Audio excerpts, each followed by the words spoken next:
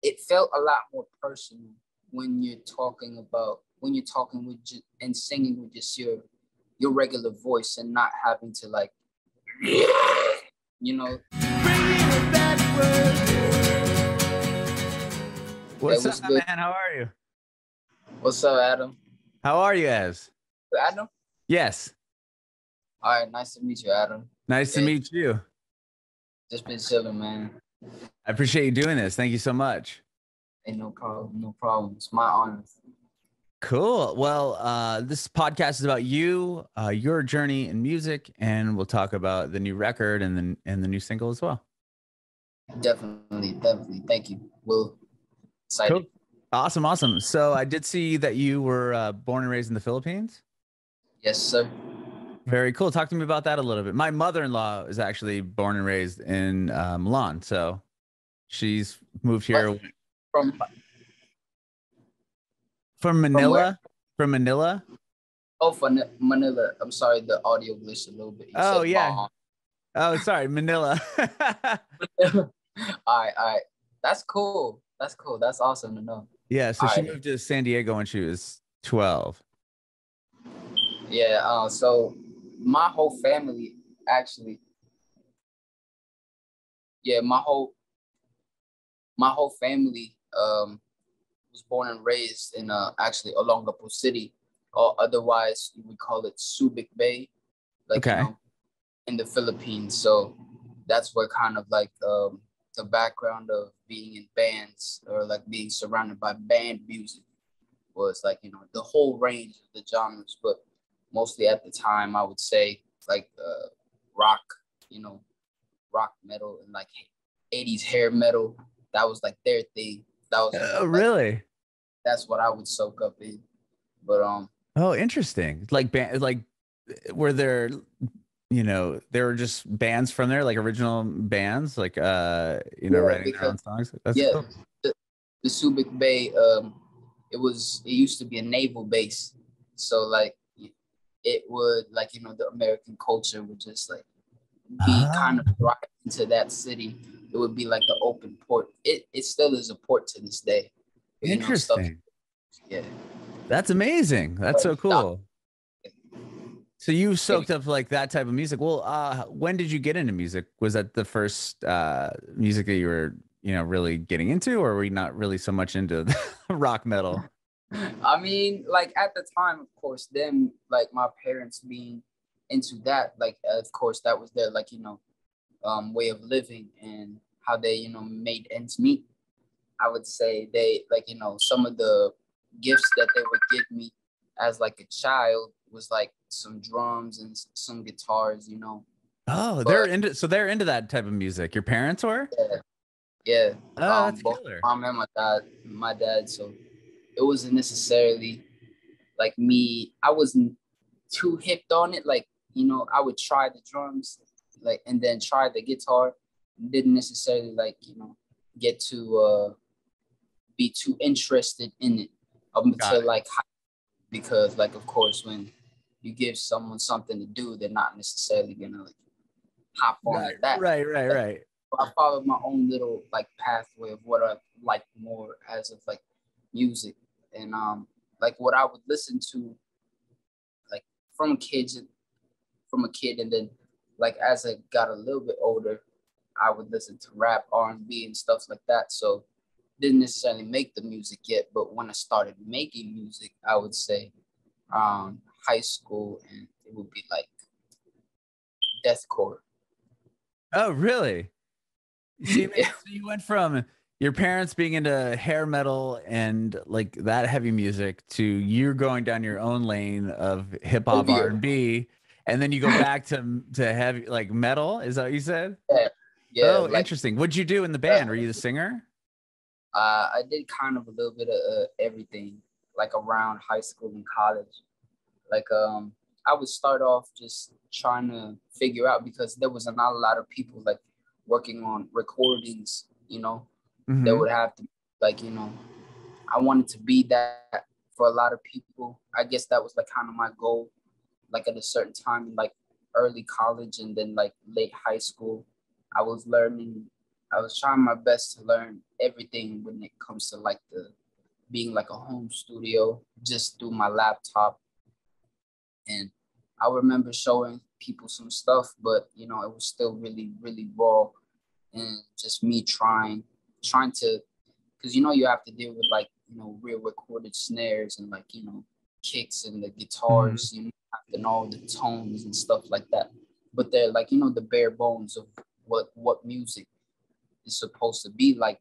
But then you have to formulate a song with just those instruments, like, you know, guitar, bass, drums, and then just vocals. And then you would have to figure out the melodies with just the guitars alone, the whole like upper scale, the bass and the kick, and like the toms would be like the main rhythmic backbone. Then I guess that's where I would say like most of our the musical songwriting, like it was kind of my, like, you know, uh, non systematic university for like Mm-hmm. mixing and mastering and composing. And this is, you're doing all this with that band, so you're learning how to record like the guitars.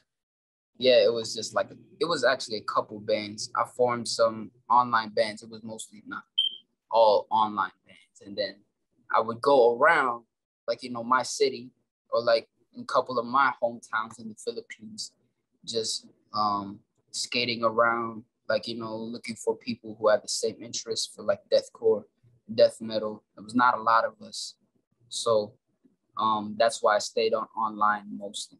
Like I had like 8 bands. They're still active today, like in terms of like Facebook profiles, you know. Oh, interesting. But we haven't Total, necessarily to, remade some. yeah, totally different than what you're doing now.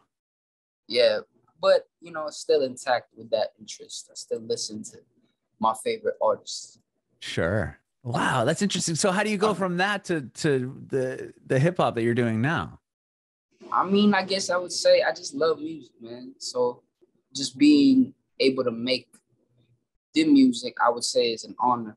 And, you know, it's like a privilege, I would say, that because like a lot of the people, even my dad and my mom, they would say the technology today is like what benefits, like, you know, people who really want it, you know, who really want to go for it. Then you have a lot that is already there for you, but the hard work, it still has to be hard work to be able to, like, you know, because it's not just an interest. It starts off as that, but then Right. making the music, like, you know, you have to really dive into it because it's like you go in the lab for real. Sure. Wow, that's interesting that you have so many active bands and especially like online. So it sounds like you were doing this way before obviously COVID and all that. So you almost had a leg up to people that Yeah. were like, oh, now how do I record music? How do I work with people? I got to figure out all this remote stuff.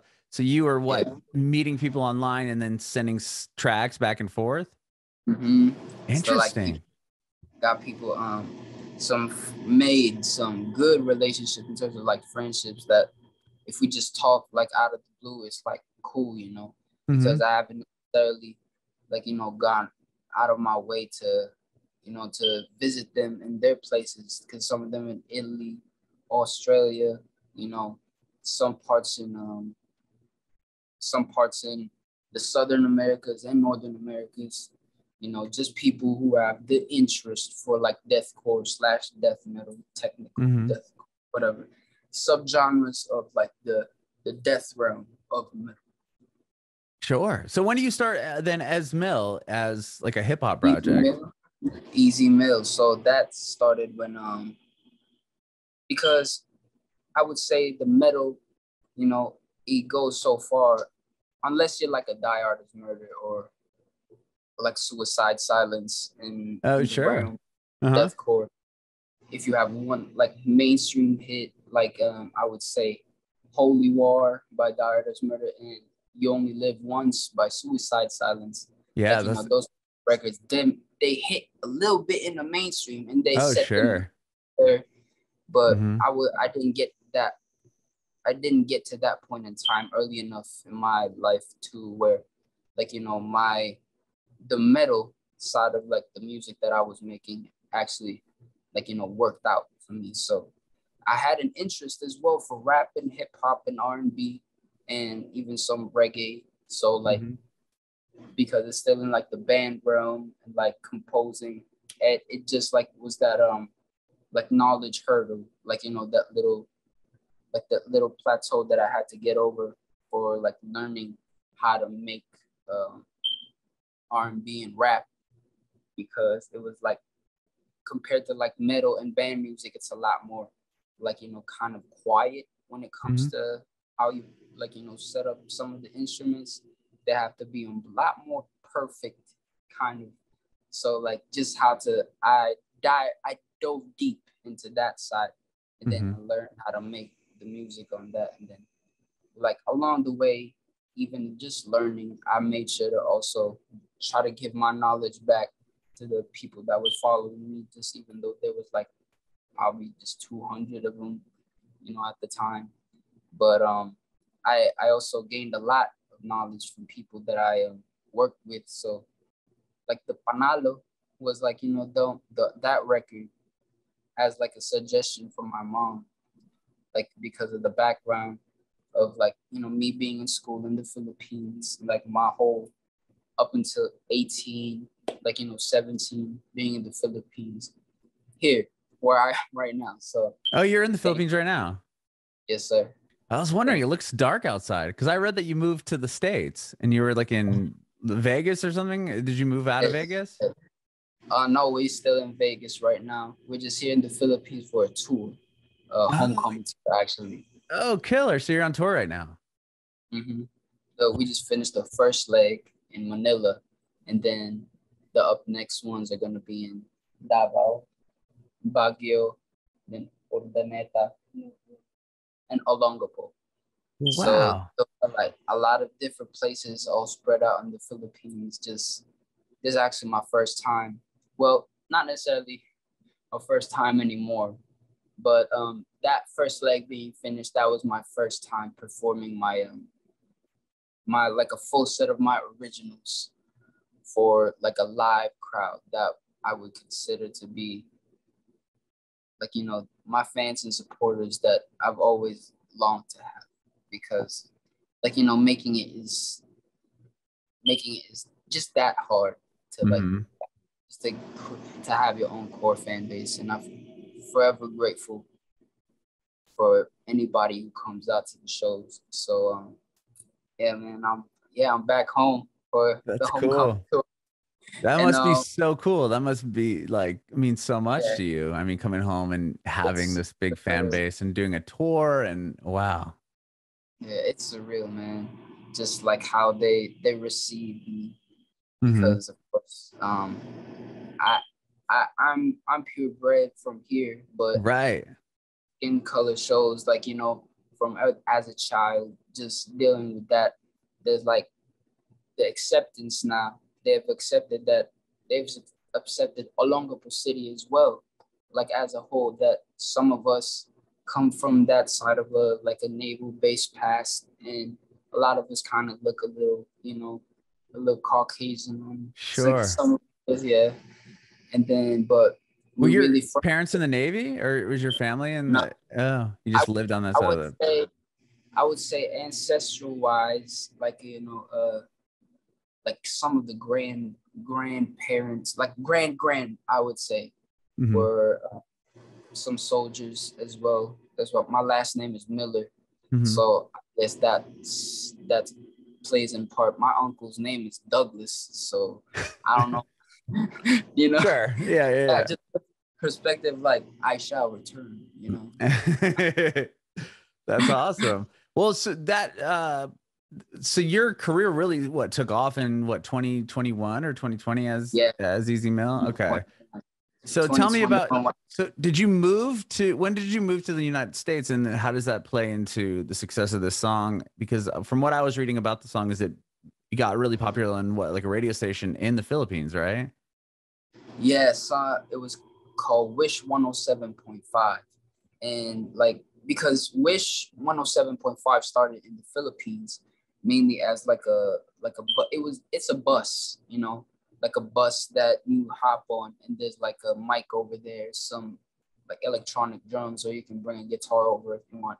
It's to like perform your own original songs. Then I was, you know, by the grace of God, given the chance to perform 3 of mine from my first album, Act One, as Easy Mill. And how did you get that? Do you remember how that all happened?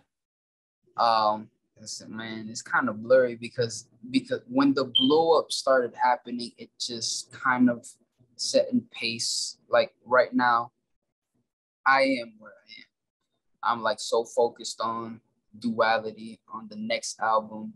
But as to how that happened, I would say beforehand, I got on this challenge called the 24 Bars Mark Beats Challenge.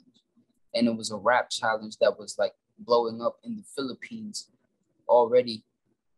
And then they just suggested to me, like, why don't you do this? I was already in the States at this time. Okay. And then I just tried it out, and I guess I spazzed on it.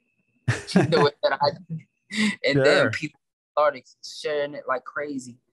And I just remember that was the first time I was like taken aback by like how people was receiving, like, you know, Easy being like, because that was my nickname actually, from Ezekiel Miller, right? And I like Easy Mill from just that.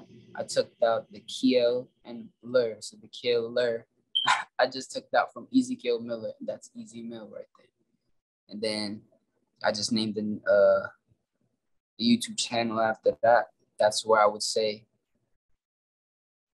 it's such a blur, man. I did so much, right, like, right. Make it so like, yeah, I did the 24 bars challenge and then got to like millions of views. That's it was just crazy. like, you know, a hit for the streets, you know, for the Philippines, and they was like sharing it like crazy. Even like kids in like the farms, you know, here in like the provinces where some of my relatives are as well. They know the 24 bars. They've been asking me to get on some of the new challenges out today, but obviously busy now. Right. You know, I have it happen, thankfully. And of course, yeah, I guess when the Panalo, and then, so the 3 songs were IDK, Freeze, and Wish. I mean, IDK, Freeze, and Panalo were the first songs that I got to hop on for Wish. And by the grace of God as well, like, it was probably one of the few times, I think, that they actually allowed all 3 submissions from an artist to like be published, you know. Wow. Yeah, it was like, it felt overwhelmingly positive for me, because it just, a lot of people just saying that I deserved it, because they've seen what I've been trying to do with the music for a long time, still like from the metal. And then when that popped off with the Panalo, now that was a different level of like mind. Right. And then did your mom's like somehow, she like suggested using some of the samples for the song, right? Is that what I was seeing? Yeah, the first, because like we have in the Philippines a couple of like folk songs that we would dance in schools, like in high school. So some of them would be Tinikling or Leron Leron Sinta, I don't know. And then Cariñosa, she suggested like Tinikling at first.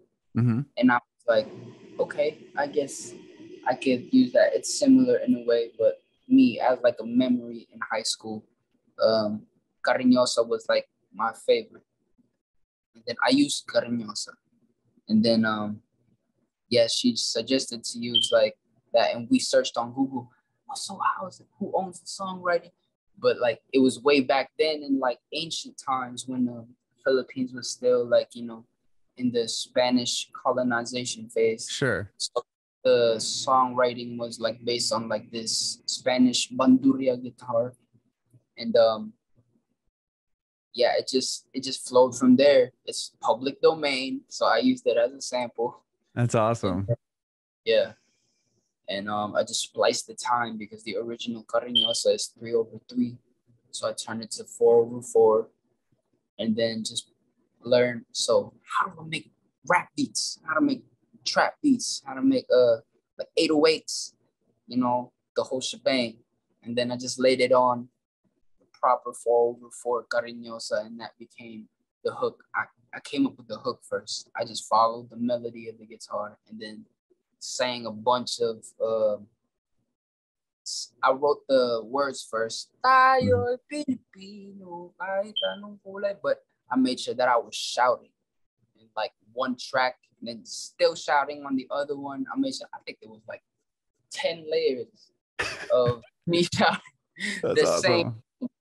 That's why it sounded like, you know, like a lot of angry guys just saying the same thing. That's why it came from like that metal too, I guess. Just like that. Yeah, the aggression. Like, the heaviness, and like it felt really heavy, like it's supposed to make your head bang. So that's awesome. Make the floor rumble when it's performed, you know what I'm saying? Mm-hmm. That's amazing. And so that, I mean, that song obviously changes your life, correct? Yeah, it did. It definitely did. So at this point, are record labels reaching out to you? Are people like, who's this dude? Like, what's he got going on? Yeah, and even caught some flack from, but yeah, I'm give that to what it was. And yeah, it was just the first point in time in my life where, because of course you just have like dreams of making it, like as an artist, like, because I kept steady on the grind, no matter how many views I got from any songs that I, did, like from 100 to probably luckily 2K at times with like the metal. And even like when I started doing pop, because like even before the rapping, I would say I had more of a grasp on R&B pop, like, like construction of songs. Because like I had a couple of songs like Far Away From Home, that was before even Panalo, and those type of things. Then when we moved out to Vegas, that's what I would say I started like taking the rapping seriously, and I released stuff like IDK. Then I guess I quit Burger King. I quit working in Burger King, and I also enlisted in the Air Force for a little bit. And then when when I got medically discharged, I would say that's when I started working on like the first Easy Mail album. Oh, okay. I don't know, man. It just felt a little more different than I would say working on the metal albums, because it felt a lot more personal when you're talking with and singing with just your regular voice and not having to like use. That was awesome. You have a great screaming voice. Whoa, I didn't expect that to come out of you. Thank you. Oh man, that was insane. Yeah, when you use that type of voice, you tend to like go deep into like, speaking like a Smeagol, and like having this more of a thematic or like a biblical, like, sense of speaking with the lyrics as well, because it's supposed to like hit like that with the metal, you know what I'm saying? Yeah, that was crazy. I was like, so could you do that again? What do you want to say? What do you want to say? Okay. Just anything? Yeah, anything. Here I am talking to Adam. That's so good. Oh, that's awesome. Okay, now I can see how you have a career in that as well. Because I was like, I'm listening to your songs, like, how does he do this death metal thing? I don't understand. You just showed me. That's crazy. I love that. That was awesome. Yeah. So okay. It was actually really hard getting to that voice, because I'm sure it was like I started off with like just like as a little runt trying the same vocals from like my idols, like, and then I started off with inhales, Oh yeah. Just I don't want to try them now. They're actually pretty unhealthy. Yeah. So it was really hard trying to get the exhale, like, screams, but then, yeah, man. So back to nailed it. Yeah. That's crazy. Okay. So that song is awesome. You ended up getting signed to Virgin Records, right? Is that what I saw from this whole thing? And like, Yes, man, what a dream come true. it's like still surreal to this day because am I allowed to curse? Yeah, you say whatever you want. All right. So like the record label that I tried to set up with myself in the metal was called Fuck Flesh Productions. Okay. So like FFP, right? Uh-huh. And in terms of like, because in the metal you would say it's socially unacceptable music.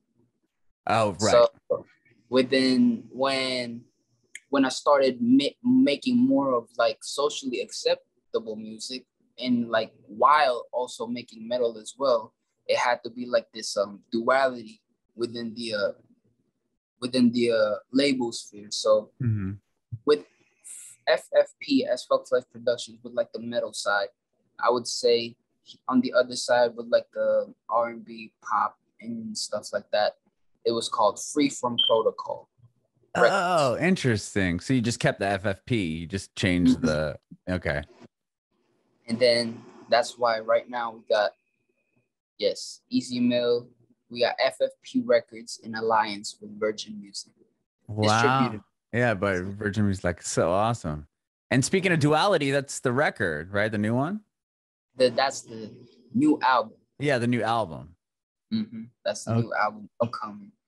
And right now, you know, we got two songs out for the new album. Yeah, Re-Up is the first one.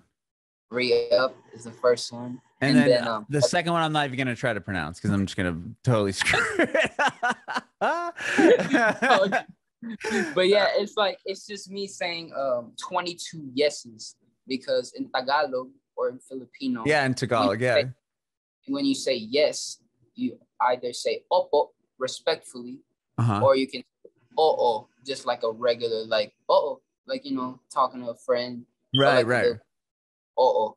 So Dalawampu't Dalawa means 22. Dalawampu't Dalawang OO, 22 double O. So it's like 22 yeses. Ah, okay.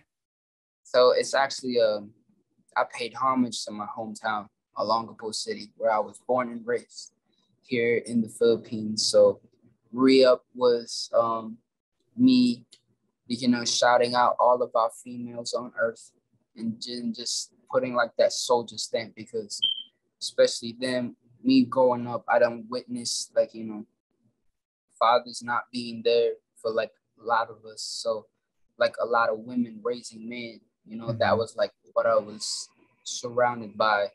And then I just had to give it up on Re-Up and just re-upping, of course, on my fans on like what the new product is like for this new album. I like it. And yeah, those are the two songs out right now, Re-Up and Dalawampu't Dalawang OO. And the other one, like again, I'm not gonna and I'm just gonna call it that one, you sing the whole thing in, the whole thing is wrapped in Tagalog. Yeah, mostly. And then I have like small portion of English.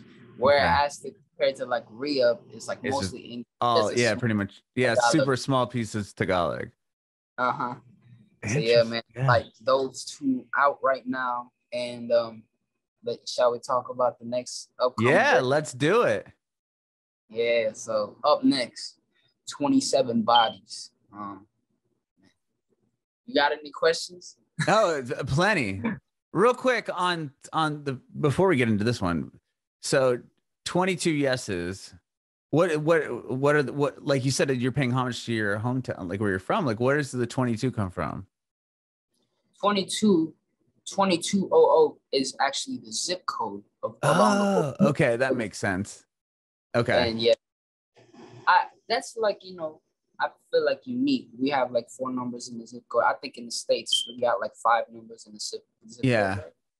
Yeah, 5. Yeah, so and I'm just paying homage to Olongapo City, the zip code 2200. Okay, I love it. Now that it all makes sense. Yeah, now it all makes sense.